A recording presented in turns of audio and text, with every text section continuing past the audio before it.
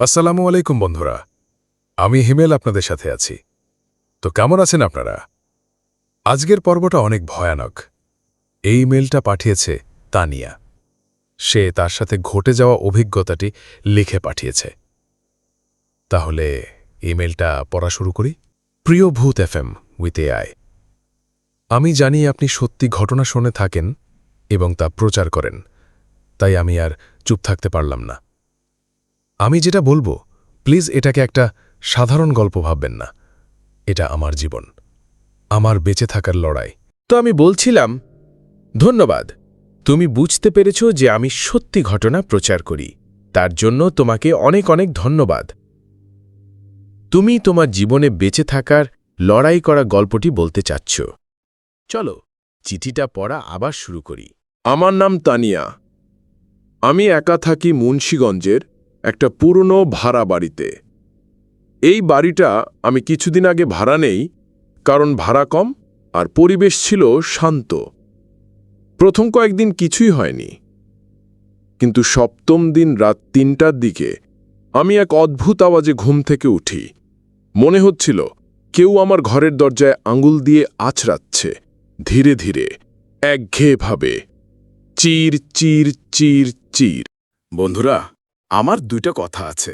তোমাদের জন্য যে এত সুন্দর করে গল্পগুলা বানায়, তোমরা যদি একটু সাবস্ক্রাইব করে আর কমেন্ট করে আমাকে সাহায্য করো, আমি কথা দিচ্ছি আরও ভালো গল্প আনবো ইনশাআল্লাহ। গল্প বলি চলো। ভেবেছিলাম হয়তো ইঁদুর বা কুকুর, কিন্তু পরদিন সকালে দরজার গায়ে পরিষ্কার নখের দাগ ছিল, যেন কেউ ধারালো কিছু দিয়ে খুঁটেছে। ভাবলাম বাচ্চারা মজা করেছে, কিন্তু পরের রাতে আমি নিজেই দেখলাম তাকে। সে একটা মেয়ে, সাদা জামা, ভেজা চুল, মুখ দেখা যায় না কারণ ওর চুল সব ঢেকে রাখে। সে আমার ঘরের কোণে দাঁড়িয়েছিল। আমি চোখের সামনে দেখি সে ধীরে ধীরে দরজার দিকে যায় এবং হঠাৎ উধাও হয়ে যায়। আমি চিৎকার করে উঠেছিলাম, কিন্তু আশেপাশে কোনো মানুষ নেই, কেউ শোনেনি। তবে সবচেয়ে ভয়ঙ্কর ছিল গতকাল রাতে, রাত ৩:১৭ আমার ফোনে একটা ইমেল আসে। আমি জানি তুমি আমাকে দেখেছ, কিন্তু এখন তোমার পালা আমাকে দেখতে। ইমেলটা কোনো আইডি থেকে আসেনি, শুধু লেখা ছিল, আমি তো ভয় কাঁপছি, সারা রাত বিছানার নিচে কিছু একটা নড়ছিল। আমি সাহস করে তাকাইনি। আপনাদের চ্যানেল দেখি বলেই ইমেল করছি। কেউ যদি জানে এই বাড়ির ইতিহাস কি, প্লিজ জানাবেন। আর যদি কখনো আমি আর রিপ্লাই না দিই, তাহলে বুঝে নেবেন সে আমাকে নিয়ে গেছে। বন্ধুরা, চিঠিটা এখানেই শেষ নয়। তানিয়া বলেছে সে আরও এমন ভয়ের অভিজ্ঞতা হয়েছে।